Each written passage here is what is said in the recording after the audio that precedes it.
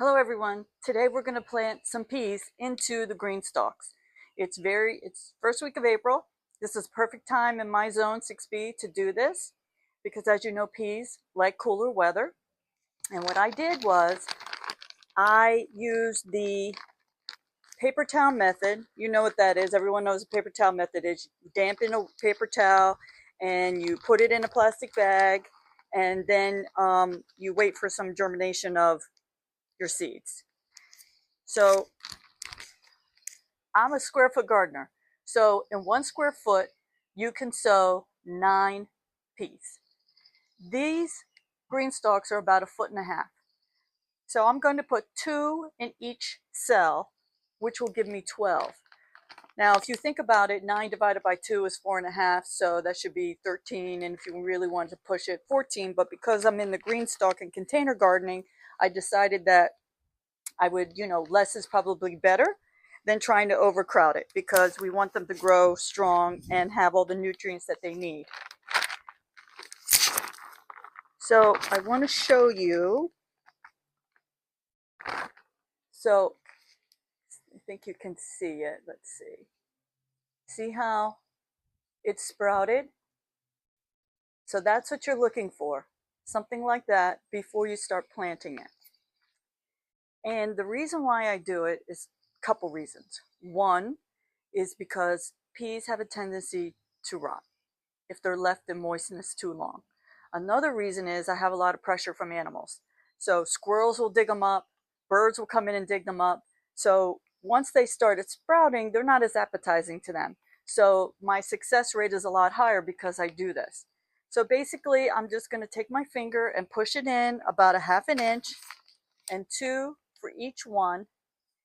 And then I'm going to do this all the way around this top layer. Make sure they're covered up. And if you're new to gardening, welcome, because gardening is a ton of fun. There's nothing like growing your own food. All right, let's see. Getting around, we're coming around. And then of course, once I'm done doing all of this, I'm not going to do every one right in front of you, but after I fill this entire green stalk with these peas, then I'm going to water it in. And then that way we'll ensure that they'll continue their germination process. Now, I don't know if you could see, let me see if I turn this a little bit. See, I put a little pot in this hole. And the reason why I did that is because this is prime bird nesting season. And last year I got the fright of my life. I opened this up to water it and there was the most beautiful bird nest in there and the bird came flying right out into my face. And I felt so bad. There was eggs in it and everything and the bird never came back. And so I put this in to prevent birds from putting any nests inside here. So that's what we've done, but I want to show you now what I did to prep the green stalk before we started planting seeds.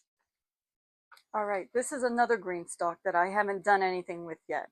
So I just planted, you just saw me plant the Oregon sugar peas. That's what I put into that one. And this one, once I get it amended, I'm going to put in regular peas, which is Arrow. That's what I'm going to use. So the first thing I'm going to do is I have my hori knife. If you don't have one, get one. They're amazing tools. I mean, you'll use it constantly and you'll say, what did I do before I had it? So typically, this is year 2 with this green stalk. What I did in the fall is I covered it all with leaves. Now, if I was planting anything but peas in here, I would take all these leaves out because by it composting inside like this, I'm going to dig them in here. It's basically composting in here and it'll take some nitrogen out of the soil. But because peas fix their own nitrogen, because they have a symbiotic relationship with the soil and the microbiome inside the soil, they fix their own nitrogen. So I take my hori knife and I fluff it all up and I'm pushing the leaves down in there. Then I take a couple handfuls of compost and I put that in. So I'm kind of rejuvenating the soil in this pocket. And then take a handful of some fertilizer, granule fertilizer that will break down slowly over time. And in between, I will be using fish fertilizer and things like that. So that's how I amended every pocket in this GREENSTALK. Next year, I won't be doing that again. Next year, I will dump these out and I will mix it up and I'll put about half compost in, or if I need to add a little bit more perlite to keep the soil fluffy, because it's important that the soil is fluffy in the GREENSTALK. So that's what I do, and pretty simple, right? Growing your own food isn't really that hard. It just takes a little know-how, and that's what I'm here to help you with, the little bit of know-how. So keep watching, and we'll see you next time. Bye-bye.